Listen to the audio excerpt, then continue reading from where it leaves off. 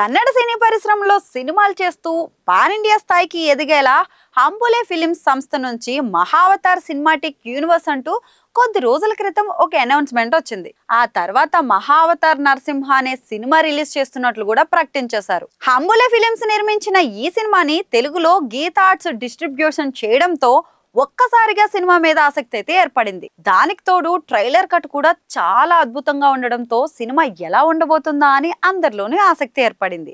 మరి ఈ సినిమా ఎట్టకేలకు నేడైతే ప్రేక్షకుల ముందుకైతే వచ్చేసింది. ఈ సినిమా ఎలా ఉంది, ప్రేక్షకులను ఎంతవరకు ఆకట్టుకునింది అనేది మనం ఇప్పుడు రివ్యూలో చూసేద్దాం. అసలు స్టోరీ ఏంటి అని అంటే, కశ్యప మహాముని భార్య అసందర్భ కామవాంఛ కారణంగా ఆమెకైతే హిరణ్యకశిపుడు హిరణ్యాక్షుడు అనే ఇద్దరు రాక్షసులు జన్మిస్తారు. వారిద్దరూ విష్ణు వ్యతిరేకులుగా విష్ణువుని పూజించే వారిని హింసించడమే లక్ష్యంగా చెలరేగిపోతూ ఉంటారు. మరి ఇలాంటి సిచ్యువేషన్ లో ఒకానొక సమయంలో హిరణ్యాక్షుడు భూమాతను సముద్ర గర్భంలో బంధించడంతో దేవతలంతా కలిసి విష్ణువుని ప్రార్థిస్తారు. ఆయన వరహ రూపం ధరించి భూమాతను కాపాడి హిరణ్యాక్షుడిని అంతమొందిస్తాడు. ఆ తర్వాత హిరణ్యాక్షుడి మరణంతో హిరణ్యకశ్యపుడు బ్రహ్మను ప్రార్థించి తనను ఇంట గాని బయట గాని మనిషి గాని వస్తువు గాని దేవతలు గాని పశువు గాని పగలు గాని రాత్రి గాని చంపకూడదని వరం తీసుకుంటాడు. ఆ తర్వాత తనకు జన్మించిన ప్రహ్లాదుడు విష్ణు భక్తుడుగా మారడం తట్టుకోలేక 5 ఏళ్ల పిల్లాడిని చంపేందుకు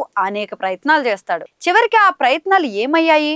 ప్రహ్లాదుడు మరణించాడా? చివరికి హిరణ్యకశ్యపుడి నరసింహావతారంలో వచ్చిన విష్ణువు ఏం చేస్తాడు అనేదే ఈ సినిమా స్టోరీ. నిజానికైతే హిరణ్యాక్షుడు హిరణ్యకశిపుడి గురించి మన వేదాల్లో ప్రస్తావన ఉంది. వారిద్దరూ జయ విజయులు. మహావిష్ణువు అంతరంగిక సమయంలో సనక సనందాది మహామనుషులు లోపలికి వెళ్లకుండా అడ్డగిస్తారు. నిజానికి హిరణ్యాక్షుడు హిరణ్యకశిపుడి గురించి మన వేదాల్లో ప్రస్తావన ఉంది. వారిద్దరూ జయ విజయులు. మహావిష్ణు అంతరంగిక సమయంలో సనక సనందాది మహామునులను లోపలికి వెళ్లకుండా అడ్డగిస్తారు. దీంతో వారికి బాగా కోపం వచ్చి వారికి శాపాన్ని అయితే విధిస్తారు. ఆ శాపం ప్రకారం వారు 3 జన్మలు విష్ణు ద్వేషులుగా జన్మించి తిరుగు విష్ణు నివాసానికి వెళ్లేలా శాపాన్ని అయితే మార్చుకోగలుగుతారు. అక్కడి దాకా మన వేదాల్లో అయితే ఉంది. ఆ విషయాన్ని ప్రస్తావించకుండా నేరుగా కశ్యప మహాముని భార్య కడుపున హిరణ్యాక్షుడు హిరణ్యకశిపుడు జన్మించినప్పటి నుంచి ఈ సినిమా స్టోరీ అయితే స్టార్ట్ అవుతుంది. మొదలైనప్పటి నుంచి ఎక్కడా డీవియేషన్ లేకుండా వారిద్దరు క్రూరత్వాన్ని అయితే చూపించారు.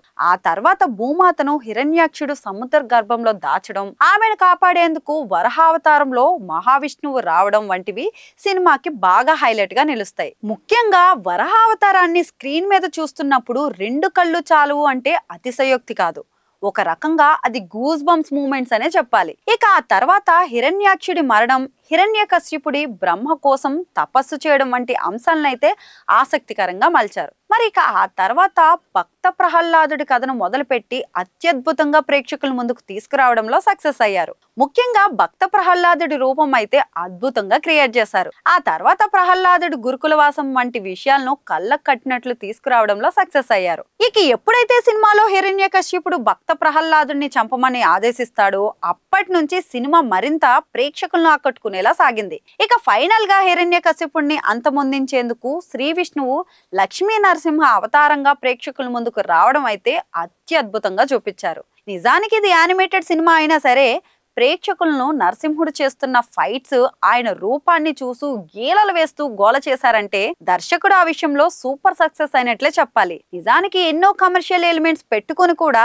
సినిమాలు చేస్తున్నా సరే ప్రేక్షకులను ఒక పట్టాన ఆకట్టుకోలేకపోతున్నాయి. కానీ యానిమేషన్ తో ప్రేక్షకులను ఆకట్టుకునేలా ఈ సినిమా ఆద్యంతం సాగింది అనడంలో ఎలాంటి డౌట్ లేదు.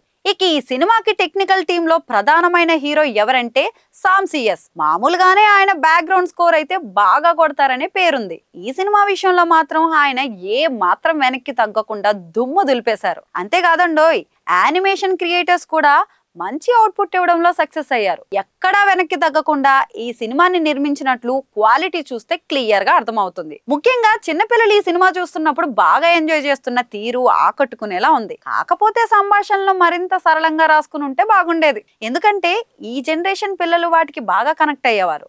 అయితే మెయిన్ చూసిన థియేటర్లో ఉన్న పిల్లలు కూడా ఆ సంభాషణలకు, స్క్రీన్ ప్రెజెన్స్ కి, విజువల్స్ కి అబ్బురు పడుతూ చప్పట్లు కొడుతూ ఉండడం గమనార్హం. ఇలాంటి కథను చెప్పాలనుకున్న దర్శకుడు అశోక్ ప్రోత్సహించిన నిర్మాతలను అభినందించాలి. ఫైనల్లీ ఈ Mahavatar Narasimha must watch for visual grandeur.